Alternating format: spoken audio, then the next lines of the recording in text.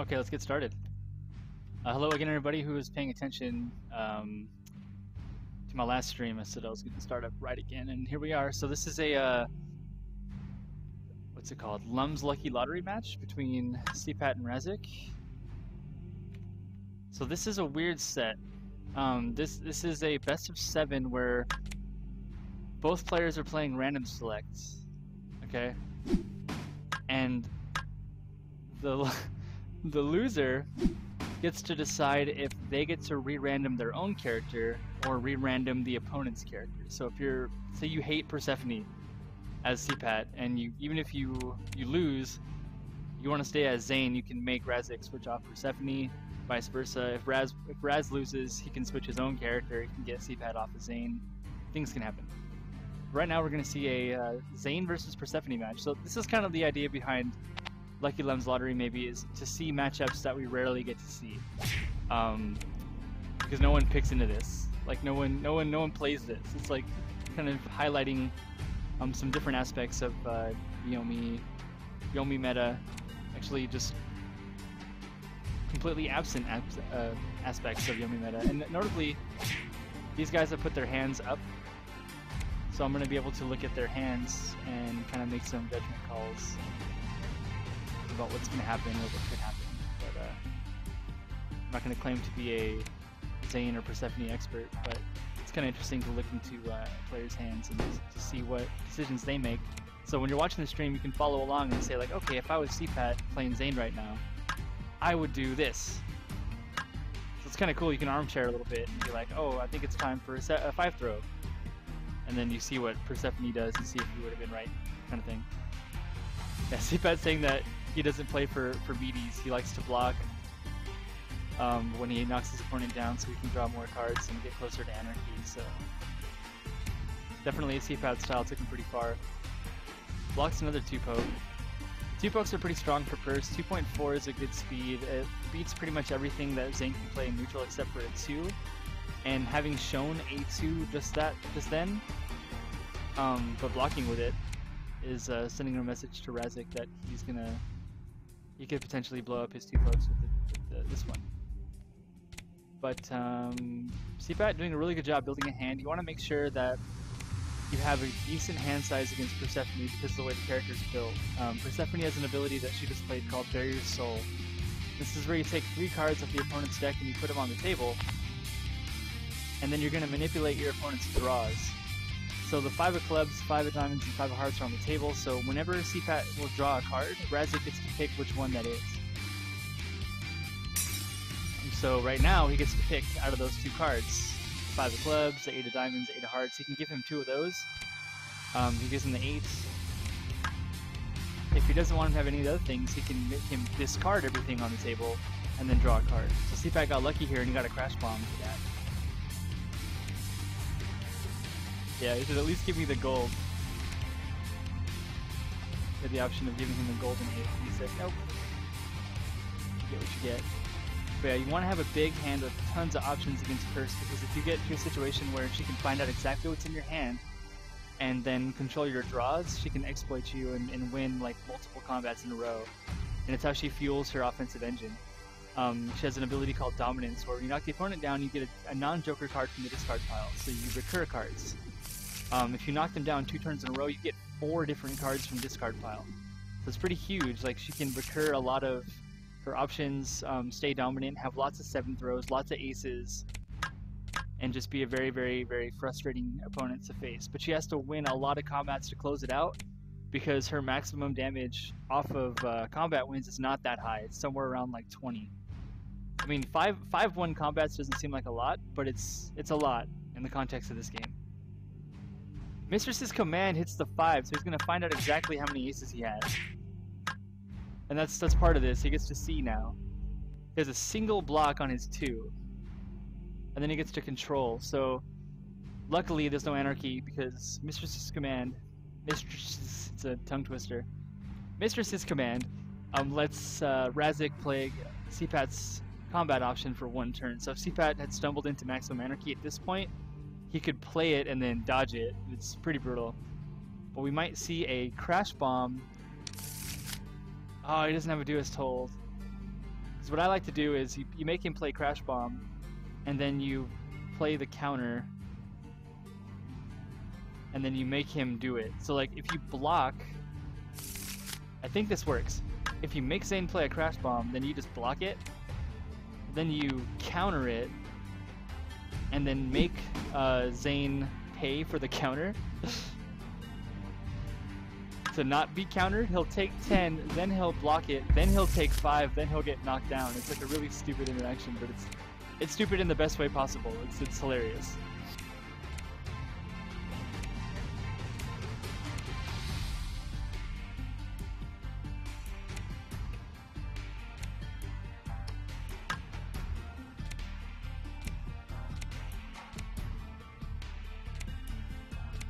Is there a cat on stream? I don't know.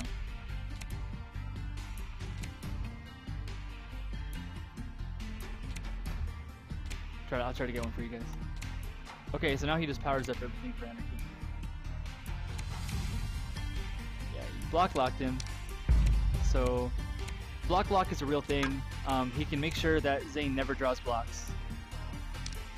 And it's a pretty common strategy that Persephone uses. One of the best like hard lockdowns they can do, because then it means that you cannot dodge while you're knocked down. And if Perse can keep you knocked down forever, then you have to uppercut and do stuff. So now he just played the raw Anarchy. So we'll see if Raz gets hit by it, or if he just blocks. His only way out of it is to block. He plays anything else, he's gonna get nailed for almost all of his life pool. But that may be okay. Like once cpat runs out of stuff, it's possible for Persephone to lock down Zane for the entirety of the rest of the match and win, even with 8 health. So blocks the Anarchy, so this is really bad actually.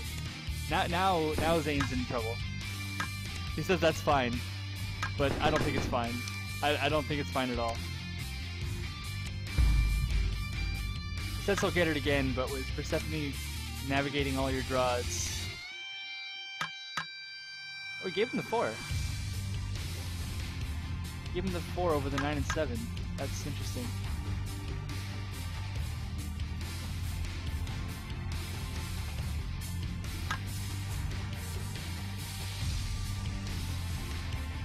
Okay, Grandio, so you're probably right. But I know that there's things like, I guess you can make them play 4 combat abilities. So I guess that would only really be stuff like temporal distortion and research and development. You can't make them waste like burst of speed. Okay. I think you're right about that. Okay, we got a 539J coming out. That's part of the reason why Perse is so good against Geiger, is like when she lands the Mistress's Command, literally all the 4s and 8s are played. Like he just plays them all.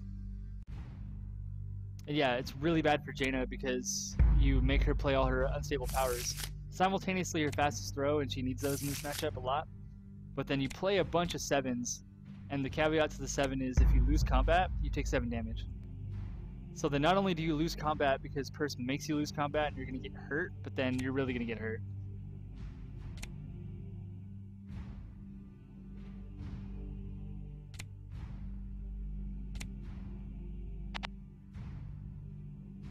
Seven poke does not make it in. There's the missing US hold that we haven't seen yet.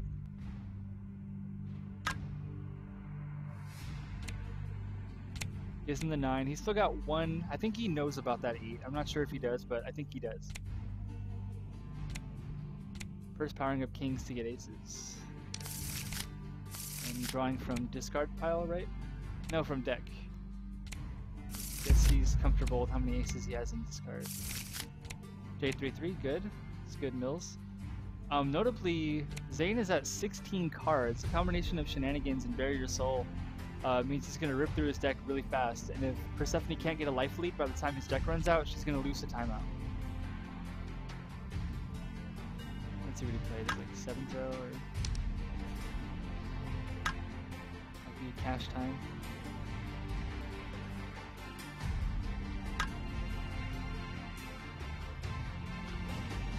You see a 9 poke? What is this? You're talking about cpat. Yo. Called it out. He needs to top deck something, but he's gonna give him 3. And then the shenanigans is gonna come from top of the deck. King and a 2.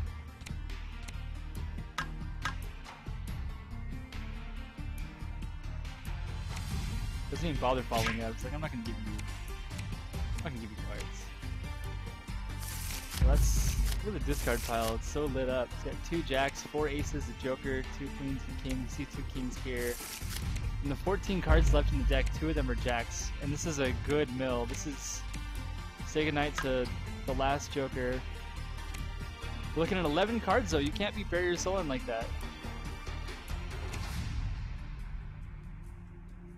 Oh yeah, Persephone is anti-Geiger, pretty much, but it comes down to Persephone's velocity. And so velocity is a thing in card games where, yes, Persephone has lots of cards, yes, Persephone can grab a lot of her cards, but she doesn't get through her deck very quickly.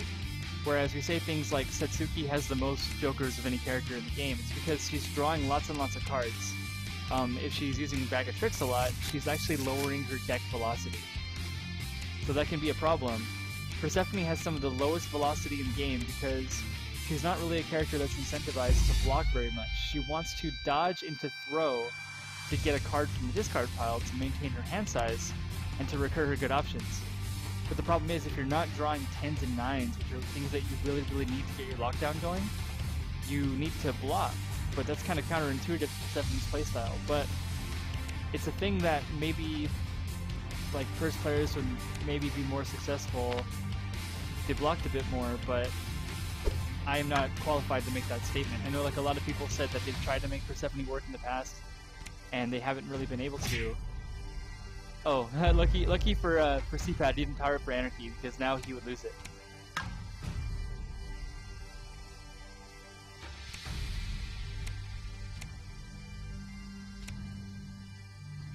Jaina would pull them because if you do the Barrier Souls, you're increasing the velocity of your opponent's deck, and then you're finding their good stuff. So you're finding their stuff so that you can then throw it away. So it's kind of a big deal. I think we're gonna see Slipstream Phase come out of cpat, and we're gonna dodge into a. Oh, does he? He doesn't have dodges. Oh, this is not cool.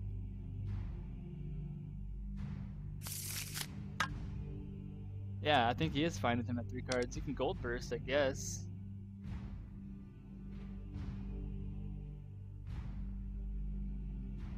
He could 10 throw into 8 throw, which means that cpat would lose his power-up fodder. But he's taking his final block away. Okay. Takes away the final block. He's going to return ace. That way ace-ace checkmates his hand. Except for the Crash Bomb.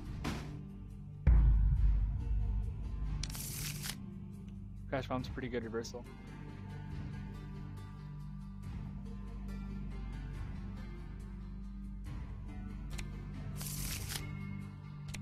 Yeah, Satsuki's kind of good against Purse for, if only the reason that, why are you milling him? You're gonna lose. You can't run him out of cards. That's not how the timeout rule works, man.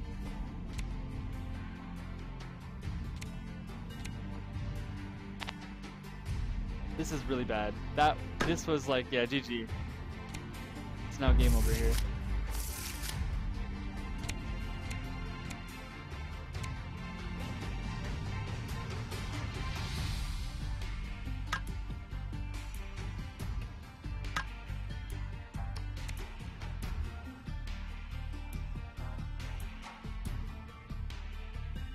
So yeah, Raziek going for the hard lockdown.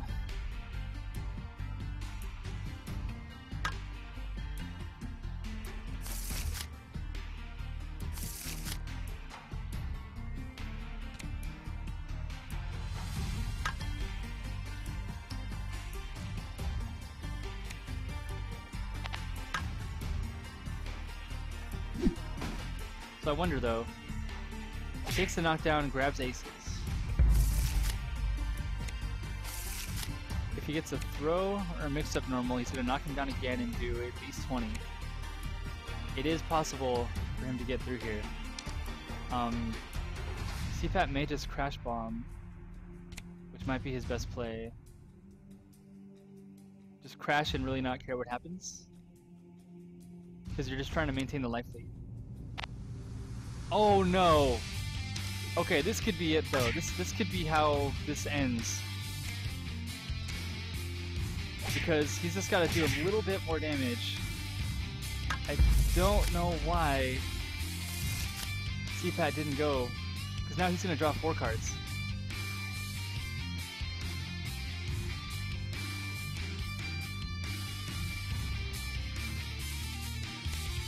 Because what's the worst that happens when you run the crash bomb into like a on your knees or something? You both get up,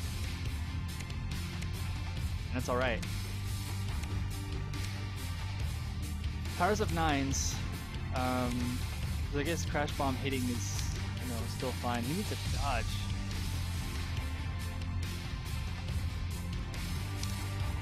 So the cpat crash out. I think he's afraid of getting hit for 16 or something. If he gets hit for 16, he's still okay. He's still up 1 card. Luckily for Persephone, cpat can't choose which way he blocks on cross-up. Oh my goodness!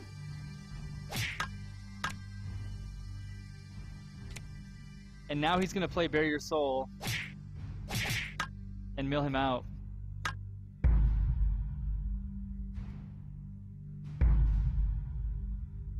The concede.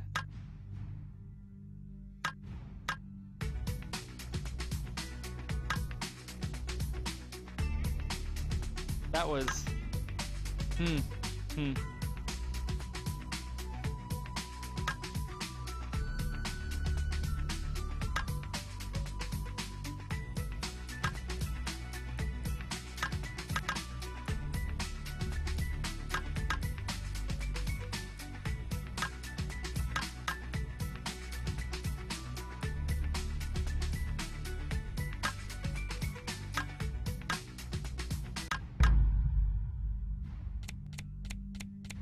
Yo, okay.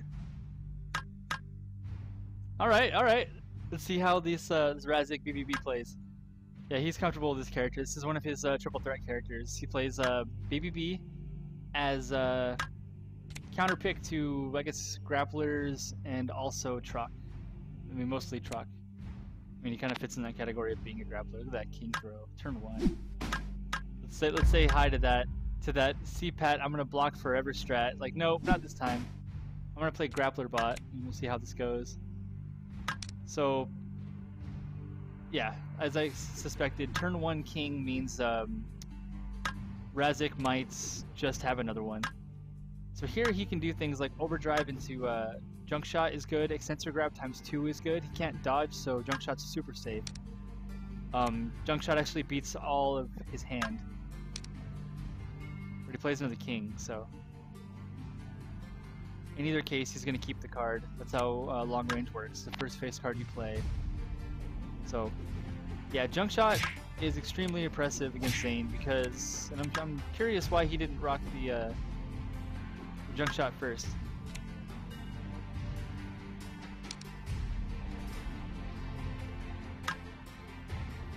And yeah, 3 attack also checkmates on knockdown because it's one of BBB's 1.0 mix-up normals, like kind of Zane-like. But I mean, I really like playing the junk shot against a knocked down Zane. His only card that really gets him out is Crash Bomb, and then it does no damage to BBB.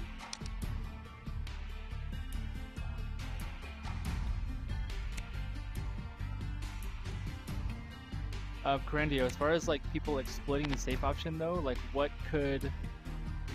Was that the Anarch Crusher neutral? It's good stuff.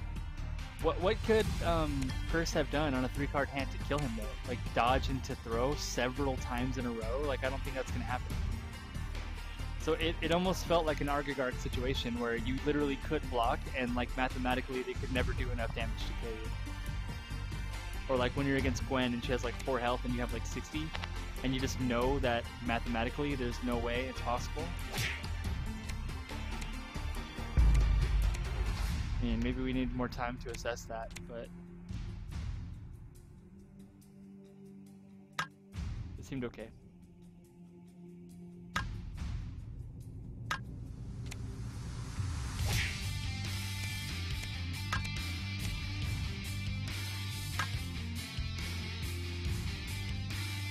Yeah, just do what cpat does. Just block a whole bunch and then get your ace thing and then shoot that 100 times.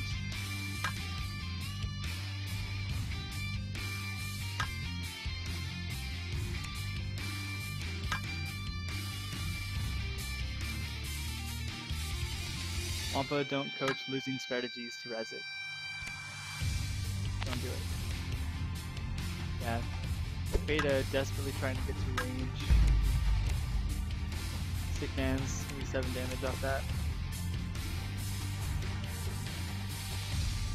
So looking at Raz's hand, he has another king, but he's not really willing to play it because you don't really want to leave kings outside of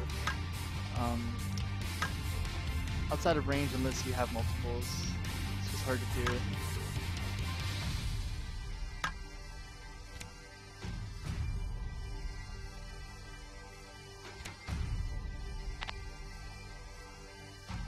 Overdrive block, telegraphing possibly that he only has 1 rank of block.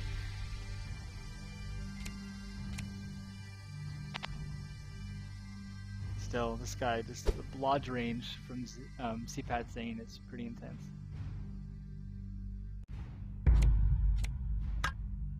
Like, not even beta thrusts. We'll win the neutral game here against this. Because typically, playing anything faster than 2.3 is just a good combat option against Zane in neutral, and it's really how you beat the character. Is to not get knocked down in the first place by not playing things that feed into him. And that's what's scary though, is if he decides that you're going to play a lot of those kinds of attacks. Okay, we're in range now. Let's see if he follows it up with a beta thrust. He might, just to get some damage in. But, I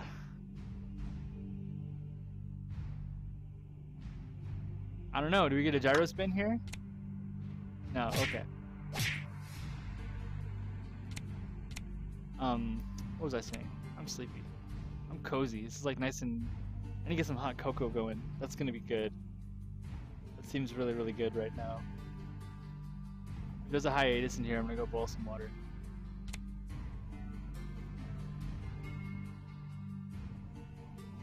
I didn't catch that card. I don't... Let's see what it was from the BBB side. Oh, that's a lot of aces.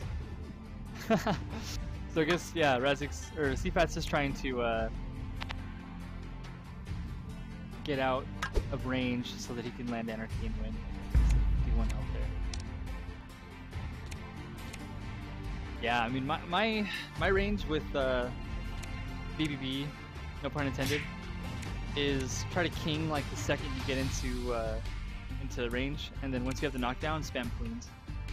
Like, I will literally alternate king, queen, and then just do like 22 damage a cycle. It seems good. Okay, alright. That's pretty bad. Both sides take 10. Raziek's gonna sit though. And then no full combo. So now, he's threatening Anarchy, fires 2 queens, he's got 4 aces, a joker, Anarch Crusher, 2 7s and a dodge, still no blocks.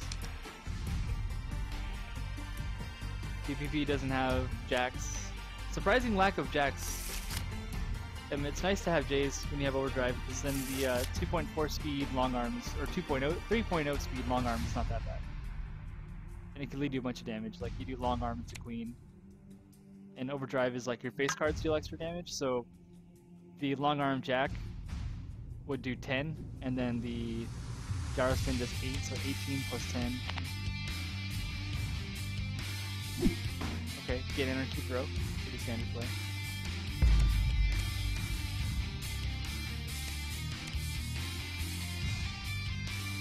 Coffee shop, now that Tella fixed your problem, what happened?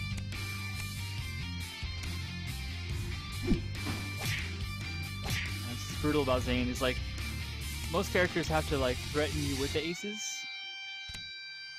But Zane doesn't. He just like hangs on to them, and then he will throw you into other things and do just as much damage. So like Valerie will be like, okay, I have a bunch of aces, so fear the 2-poke or fear the 7 throw. But at the end of the day, like, they both lead into aces. Jane is a good example of this too. So like, once the aces are gone, the threats kind of diffuse and you're not so worried about them. But with Zane, you're just like, nah, I'm just gonna get Anarchy and throw like 7 times. And then I'm gonna shenan really nice things like 4 and King. And then he can still play Ace-Ace to win.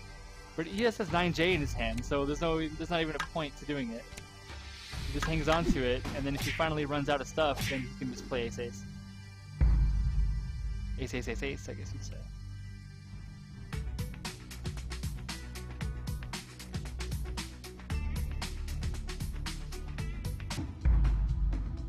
So what do you guys think? In Triple Threat, I picked Zane as my 3rd character. Picked Midori, Manelker, Zane. And after like one matchup, because I didn't really get to play Zane at all, I'm starting to think that maybe I should have went Zane, no, not Zane, Midori, Manelker, Grave, and then just do like the Dragon Trinity team.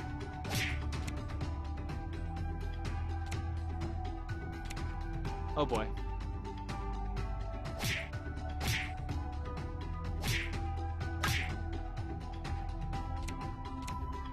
Maybe my Zane's just too fraudulent for a tournament right now. My Grave's okay though. I'm gonna play a pretty good Grave. Okay, let's keep on playing Don't Go to Range moves. Pump them with 7 throws because, hey, Beta never plays 7 throw.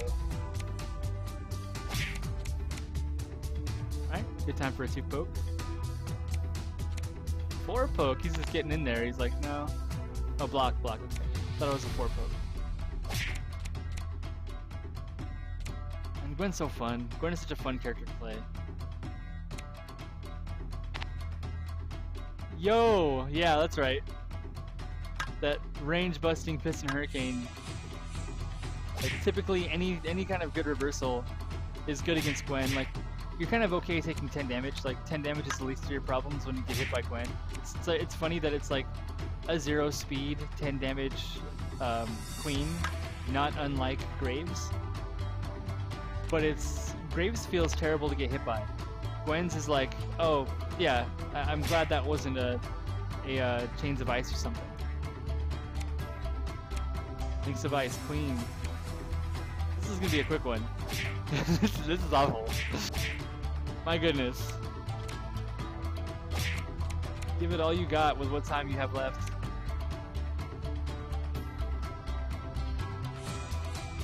What does Raz even have? You better be dodging. Oh my goodness. Okay, now it's time for a Joker. Or he doesn't Joker and just dies because he doesn't care. This is horrible. This guy's like ghosting or something. This is crazy. How do you escape this? No, no, no.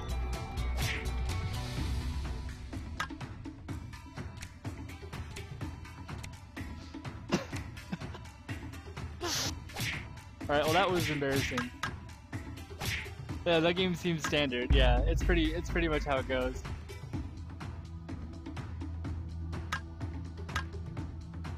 Gwen, which is my my personal like worst character in the game, but I mean can still just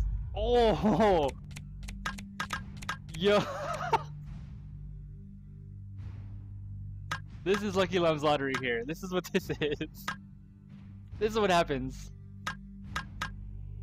So let's see how cpat navigates this.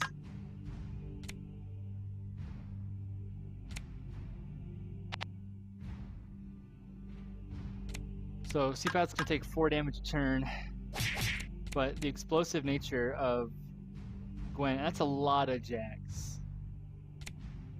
He's gonna start with 1 chains. And he can't blow it up because he doesn't have the right normals. But 5 chips a lot. 5 chip is a lot. But yeah, I say that Gwen is the worst character in the game.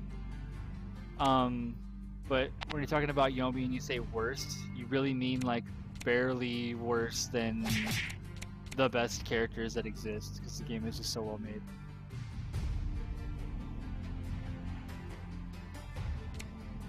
with the right reads and the right plays, like Gwen, her thing is that she just has explosive offense.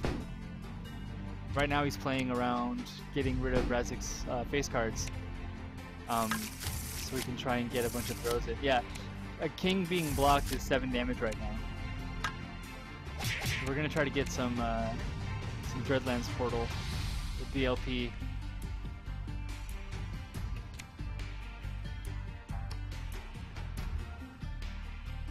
Yeah, I think East Realm for IYL3 was won by a mostly BBB player.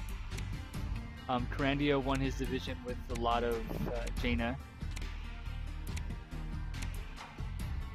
That's a combo. And half of Arg's damage is gone. Or his life, rather. Gwen's still sitting at 8 cards. So one thing I actually really like about Gwen, as far as the Jack goes, a lot of people try to like lead Chains of Ice. Maybe against grapplers it's pretty good, but 3.6 speed is just too slow. Like you're literally just trying to catch throws, and a lot of time I don't think that throwing Gwen is the way to beat her. I think what you got to do is let her bleed out, right? Make the match go as long as possible. You play attacks, like fast attacks, to counter her throws and attacks, and then you want to block her attacks whenever possible, because if she tries to make some kind of defensive decision, you still won combat. If she dodges you, if she blocks you, and you just block, she takes damage. I like these Gwen combos. This is nice. Using Jack as links of ice instead of chains. So my point is, it's very difficult to even throw the character. Like if you look at the risk versus reward of what it takes to throw a Gwen, like if you catch her scared because your character like Grave with lots of reversals, you can probably throw a little bit more, but blocking is like just as good. It's just as good as the situations where you want to throw, and that's you want to throw when they block or dodge, right? But blocking is still fine. And blocking also means that you don't get hit by queens, you don't get hit by aces, you don't get hit by chains of ice. You don't get hit by a 2-poke into massive explosions. But I just like playing defensive options and fast attacks against Gwen. So a lot of times what I'll do as Midori is I'll play a range of don't get hit by chains of ice, and it involves a lot of blocking. If I can get a really big hand size, then Dragon Queen just wrecks like a quarter of her health, and then if I make the fight go on for a very long time, I just bleed her out. Lots of ace, lots of queen, but lots of like Dragon Jack even. But I'd still just rather have her like throw me, because throws don't lead to the same amount of damage that her starting combos do with attacks. And dodging me honestly is not that big a deal. Like what's she gonna do? She's gonna go into a throw.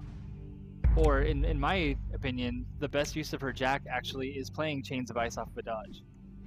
Because reversals really kill Gwen. That's like the main way that I see to beat her.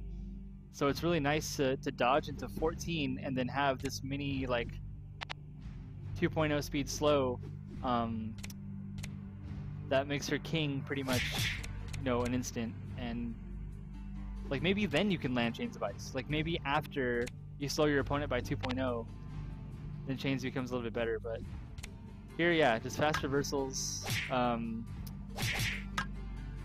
Make her dodge you, make her block you, make her waste her time trying to get in. But if you just keep on doing reversals, it's going to be hard. And even like landing these 3 queens in a row is going to be like a huge card investment. Or no, it's a huge time investment.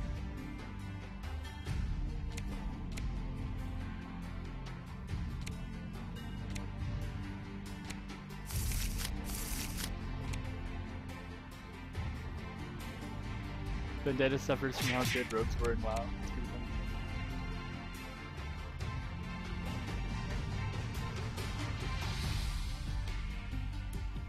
I mean, he does have kidney shot.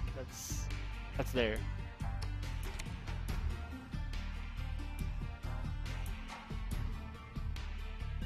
Take a look at Ark's hand.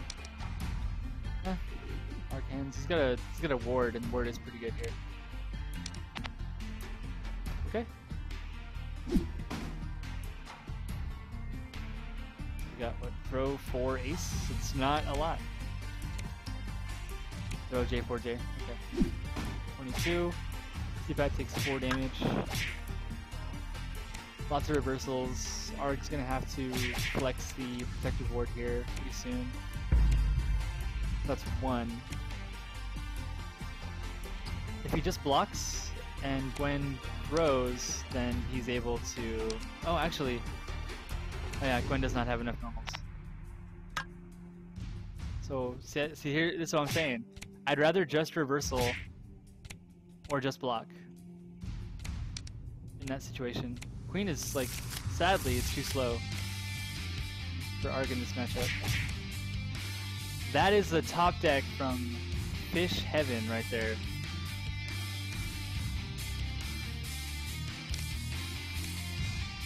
This is just like, yeah, it's auto blowfish.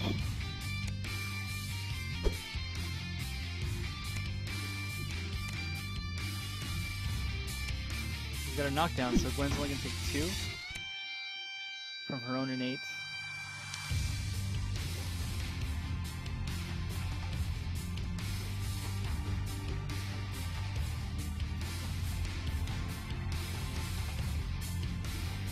This is tough now. Now Raz is gonna feel a little bit oppressed.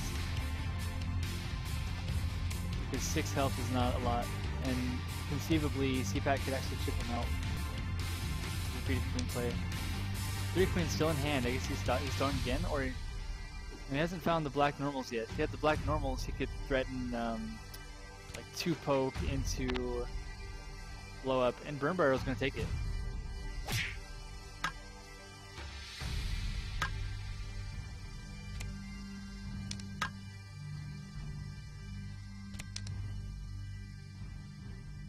Yeah, I didn't actually checkmate because he doesn't have Shadow Strikes, but he doesn't know that. Or Relentless Strikes.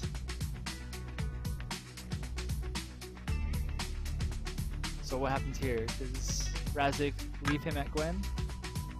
Or does he switch off of Argagard?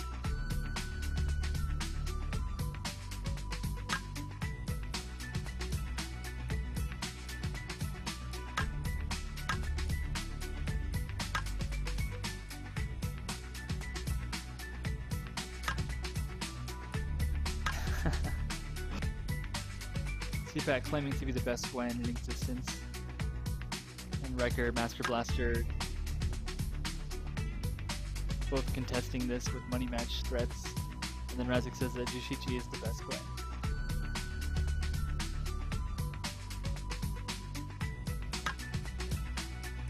Oh, he's getting him off Gwen. Let's see what happens. Staying with Argagard. Arg has very polarizing matchups. Okay, this is a good one. This is a good fight. This is gonna be fun. The cpat has to win with Vendetta now to take the set.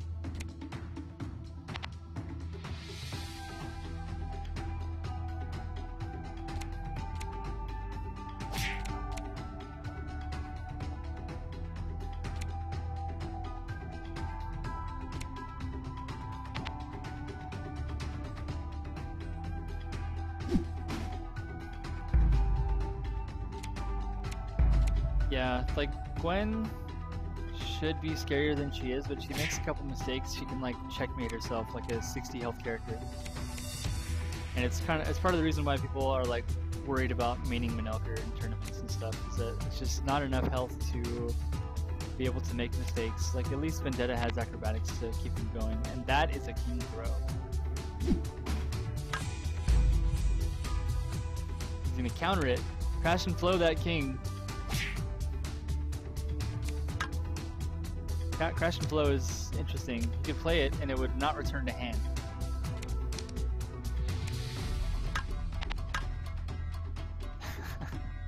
That's good defense against the king mix-up.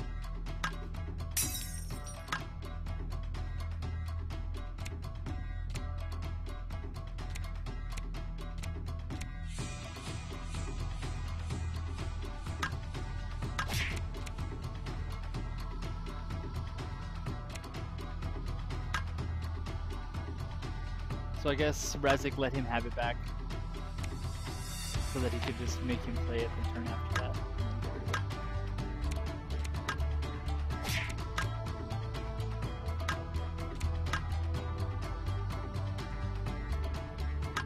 Diamond is the attack. Clubs is the throw. Hearts is the dodge punish. And then spade.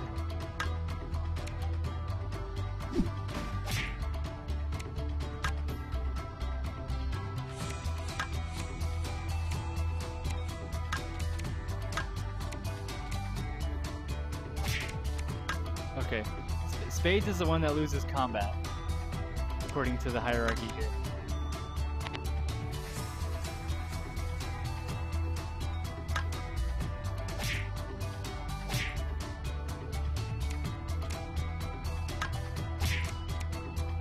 All I got from that is that Vendetta's tools are very specific.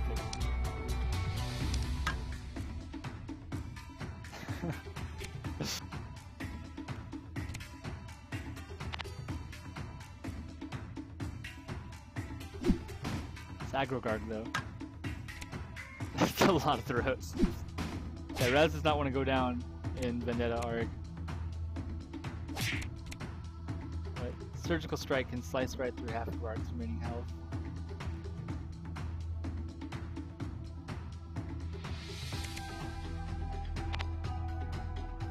Okay, see if he dodges into it.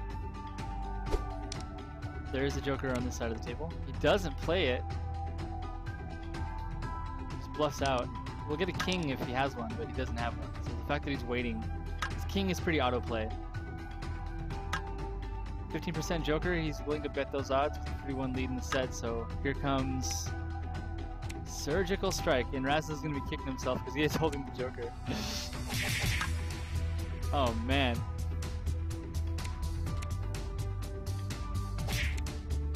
But at a later date, you can play it, and this is still good. Still good cards here. No acrobatics at all for Vendetta, so Raz doesn't know that Ace-Ace is good, but he's also holding Crash and Flow, so it's easy to eliminate the possibility of acrobatics that way. This is actually a pretty good combat win for Ark. He draws a card, he gives Vend cards that he's fine giving him, and then he just stalls the game out a little bit longer. 26 health remaining. Queen Reversal very strong in this matchup. 2.2 is a really good speed. And with 3 aces in the discard pile, he doesn't have to worry about maximum bend or surgical strike. So he was a really safe lead, except for when there's dodges. So now, yeah, he's fishing for the AA. Fishing, haha. Don't even laugh. Don't even acknowledge that. But yeah, beats nothing that Q doesn't. It's true. So he tumbles for 20. That's 2 times that Raz did in Joker. But I guess now you can just blowfish, because you have to, and then Joker the follow-up.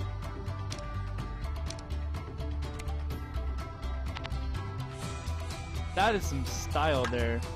The spade. The spade is the king that loses combat. Okay, I believe it. I believe it now.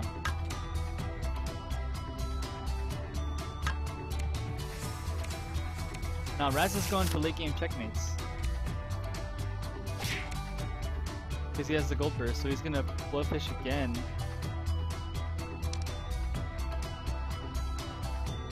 And he doesn't die if he gets hit by a poke. But yeah, here comes blowfish spikes. There's no acro.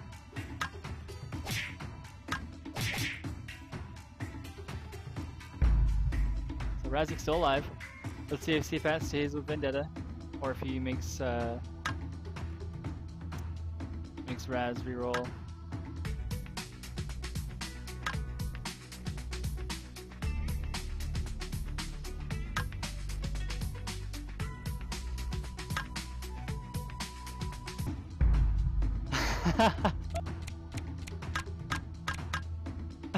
Send help.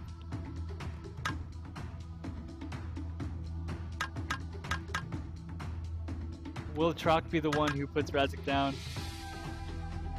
This is a bad fight for Argagard. Yeah, you seem nice though.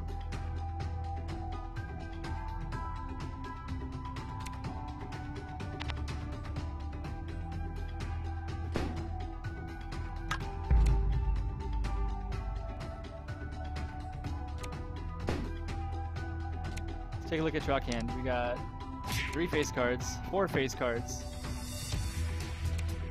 Good cards. Let's just play queens.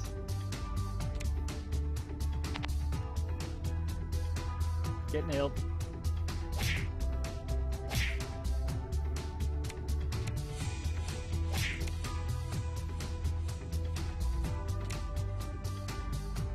See if cpat just plays all his face cards in a row. Yeah, why not? Why not? It's a good card. Now we got a bull charge. We're gonna catch a poke. Flying fish. No, bull rush. Yeah, good. This is, yeah, you play that fast one. Okay, now Lockhorn Skewer. You're gonna just run this out for everyone on stream.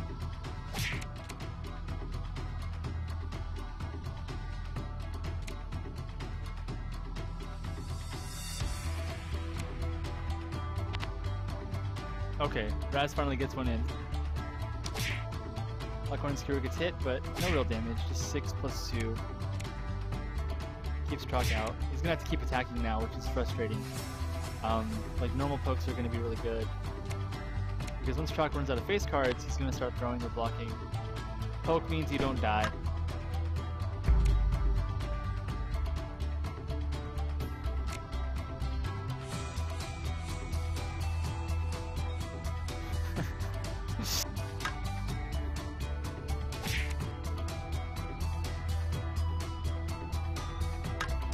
Chalk is fully wrecked. It's an 8th throw. No, okay. I saw the 8 from there, so I can see what else it was. 7s for days, no 10s. He needs 10s. 10s let him poke through Lockhorn Skewer. Okay, alright. Block the face card. Let's stick this card pile, let's take a look. JJQQ King. JQKK. No, it's pretty close.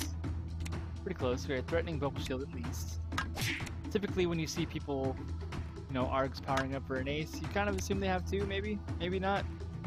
But it's good to kind of play around a little bit, or at least to sort of bluff your opponent that way. Nice read. Just runs right into the 4 throw. Chalk now having 2 stacks of giant growth means that his throws are going to hit for 20. And Arg really doesn't like that. He doesn't like people being efficient against him, because he's the efficient guy. But Chalk's pretty efficient. He's okay with Rook throwing him for 10. He's okay with... He's got 10s now, so 3 poke becomes okay. Oh, do you just go into it? Do you just shoot it? No. Okay. Needs a combat option, it seems. 2 aces now. Arg has life lead. Does Chalk push buttons? Okay. 6 block goes in the trash. He's going to draw 1 card for that anyway, but because Giant Growth and he has 2 stacks already, he doesn't get to keep the card that he played, where normally in Yomi, if you play the block, keep it unless you get thrown. But Chalk is special.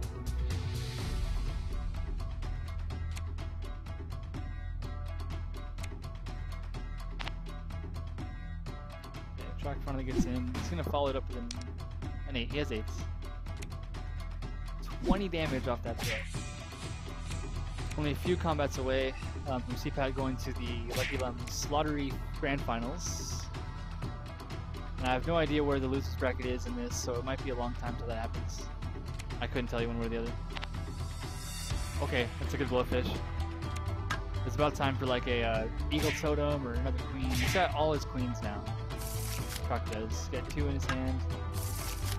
2 War Stomps. He's ready to like start fishing for cards.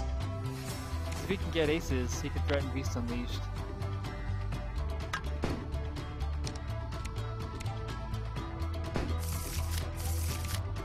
I bet Raz would love to have had a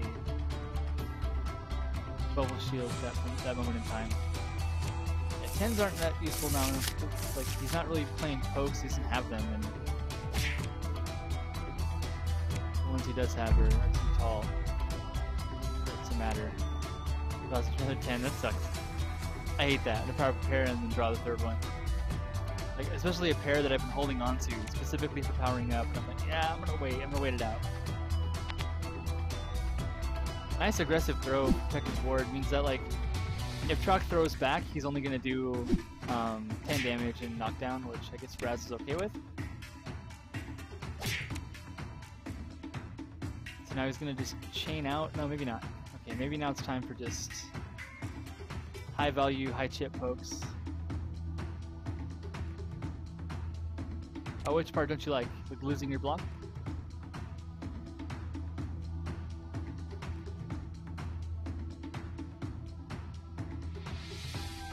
Around you.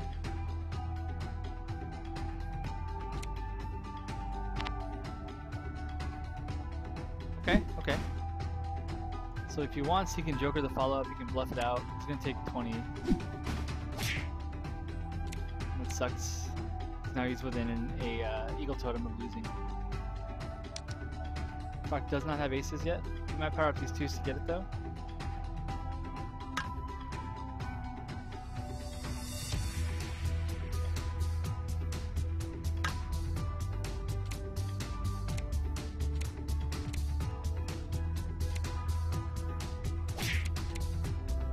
Yeah, it sucks to get, like, when you run out of dodges or something, you run out of aces, or run out of blocks against a fast attack spam character, because there's just no way for Troc to do all the attacks that are quick, like .2s and whatnot. He just does not have access to those. So if you can run him out of blocks, then he has to dodge. You start to get a little bit like patient with him and let him play his dodges.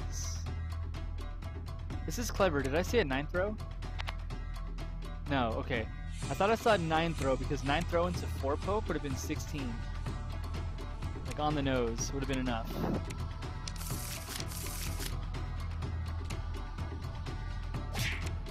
Well, as Midori against Troc, I attack a lot. I attack like 80%. Just so that I can get rid of his blocks, because the blocks are the only way for him to deal with Dragon Queen. If his hand is like it is now, like ace, ace, queen, 9, 10, 4, the 6 block and the gold burst, there's only ways to deal with Dragon Queen. Dragon Queen just shreds Troc, that's why I like to match up a lot. I'll just attack you forever. Wolfish Spikes gets dodged, so Raziek's gonna put a face down here for sure. And this one will not be a bluff.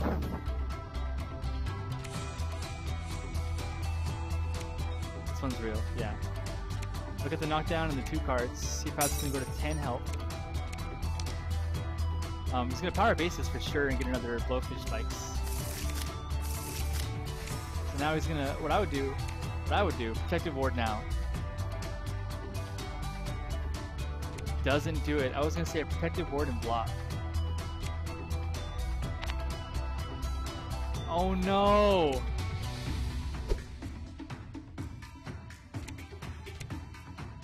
And that's it. Because yeah, protective ward and block would have meant that Troc can't win with a throw into whatever, and he also can't win off cross-up.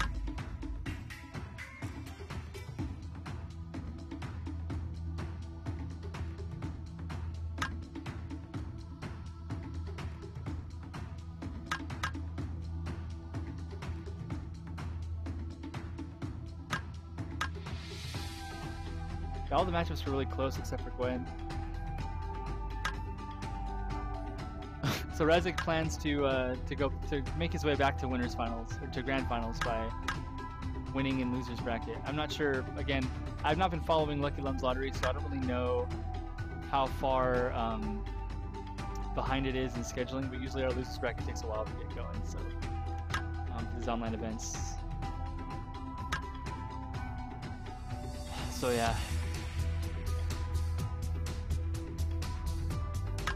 That was fun. That was pretty random. Yeah, cpat is a really good player. He likes to play, you know,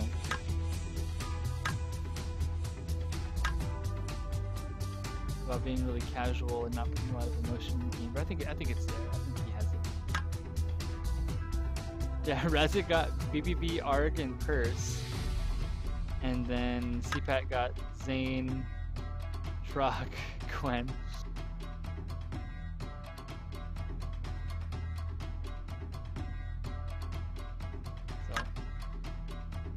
pretty good showing from Raz otherwise. So. Alright, that's gonna do it for today. I'm tired, I'm sleepy. I wanna get some hot cocoa like I said and just hang out for a little bit. I'm gonna go to bed early. Man, it's nice feeling like it's actually fall. Like daylight saving time has finally rolled back, and I hate it when it's bright at like 7 p.m. I hate that. But I love now that it's like dark at 5 and I'm Pacific time, so for me it's only like 6:30, so I got some time, but I might just nestle in and just relax today. But yeah, thanks for tuning in, guys. Again, this was the Not Tested Sterling Games. I don't think there's any other matches going on right now, so we'll be looking out for some more stuff going on. International Young 3 is over. We still got some Panda matches to do, and Mad King's Triple Threat Tournament is live now. So we'll take a look and see if there's anything going on with that. So as always, you know, if you are a fan of Yomi's, subscribe to the Twitch channel, check us out on Facebook, Twitter, and participate online. Go to fantasystrike.com, play for free, play the games on Steam. Have fun, guys, and